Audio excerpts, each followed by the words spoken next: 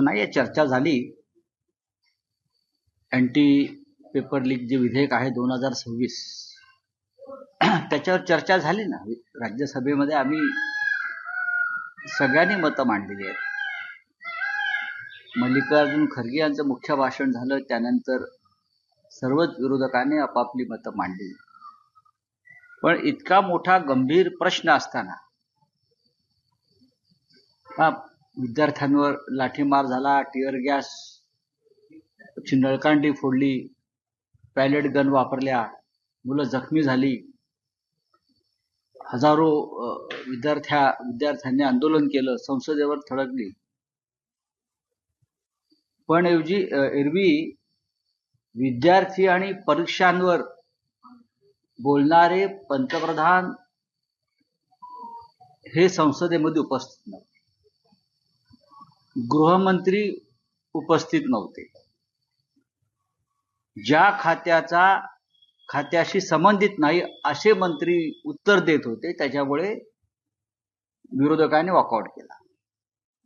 मला आश्चर्य वाटते की वंदे मातरम या विषयावर पंतप्रधानांनी एक विशेष अधिवेशन घेतलं आणि वंदे मातरम संदर्भात जेव्हा विधेयक चर्चेला आलं तेव्हा प्रधानमंत्री संसदेमध्ये उपस्थित नव्हते. मग काय ढोंग तुम्ही लावल्या राष्ट्रभक्तीचं? तुम्ही वंदे मातरमवरती एक अख्खं अधिवेशन घेता, काँग्रेसवर टीका करण्यामध्ये 1 तास घालवता वंदे मातरम संदर्भात, आणि वंदे मातरम हे विधेयक जेव्हा चर्चेला आलं, मंजुरीला आलं, तेव्हा प्रधानमंत्री संसदेमध्ये नसतात आणि अमित शहाही नसतात. आता अमित शहा या देशाचे गृहमंत्री हे उद्या पुण्यात चाललेले आहेत. का?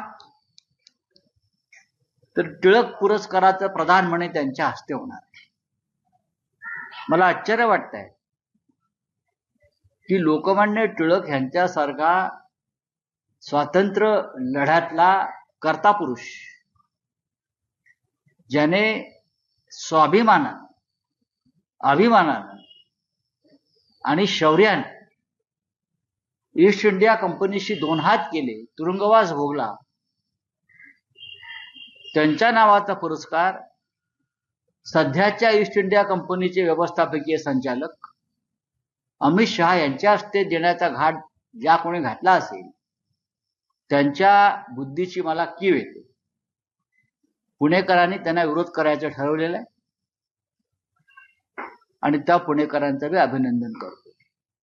पुण्यामध्ये अमित शहाच्या विरोधामध्ये आंदोलनाची परवानगी पोलिसांनी नाकारलेली आहे.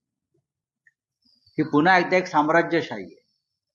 देशाच्या गृहमंत्र्याचे हात विद्यार्थ्यांच्या रक्ताने बरबटलेले आहेत, त्यांच्या अंगावर विद्यार्थ्यांच्या रक्ताचे शिंतोडे पडलेले आहेत, अश्रूंचे शिंतोडे पडलेले आहेत. आणि महान जहाल लोकमान्य टिळक